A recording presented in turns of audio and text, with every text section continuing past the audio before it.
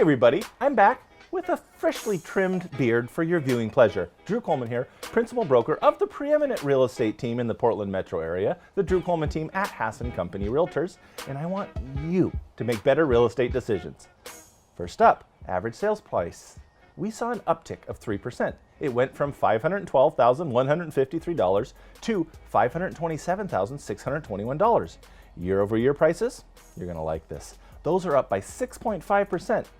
What does that mean? It means if you bought a year ago for $500,000, it would have appreciated on average by $32,500. That's a new car!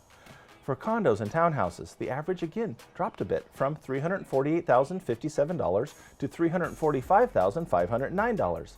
Looking at a condo or attached townhouse yourself, they make a lot of sense for a lot of reasons, but don't go in blindly. As the youth say, holla at your boy.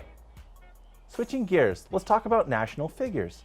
You know how it goes. These are delayed by a month as the government, with their hands full, tries to get everything together. So, in March, the preliminary data indicates $316,900 for existing homes, a neat $9,900 increase, but for new homes, we saw a significant decrease of $28,500, landing at $375,300 after last month's $16,000 increase.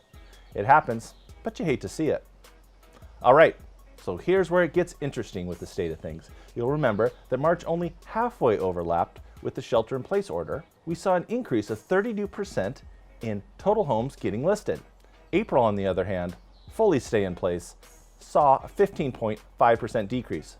So what about homes actually sold? Now that is down 10.8%.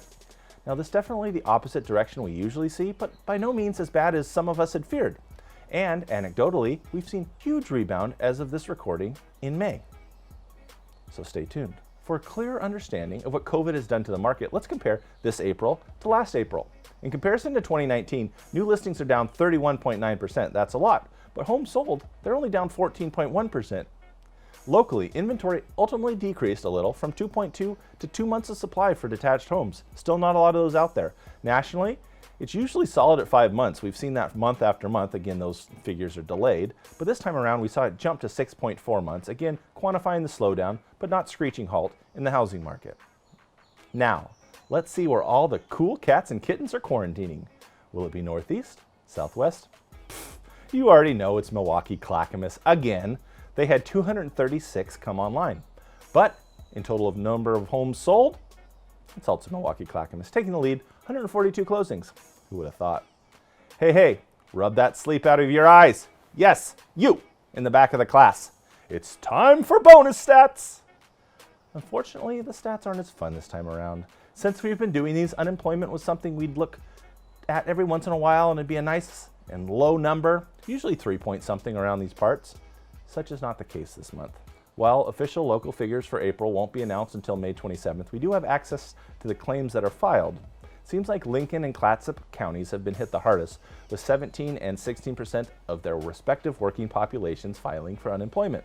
I'll tell you one thing, when it's safe, those of us who can should really consider some weekends in the beautiful coastal communities that Oregon has to offer. Similarly, Deschutes County has had high claims, 13% of their working population filing. These are areas that are highly dependent on the tourism industry. Multnomah County, however, is more reflective of Oregon as a whole, both of which saw 10% of their working populations file for unemployment. Let's talk about something more positive. Lockbox activity. A great indicator of how the real estate market is coming back is how often lockboxes, those little magic contraptions that we hide your keys in, are being opened. The high watermark for this year for showings in a week in the state of Oregon was 21,683 showings for the week ending March 8th, 2020. With the COVID crisis occurring, lockbox activity dropped to a low of 10,493 showings for the week ending on April 5th. The good news is that showing activity is back up to 17,132 openings for the week ending on May 10th. So definitely closer to normal day by day. That is it for this month. Check back next time, and until then, visit drewcoleman.com if you have any questions for our local team. Thanks for watching.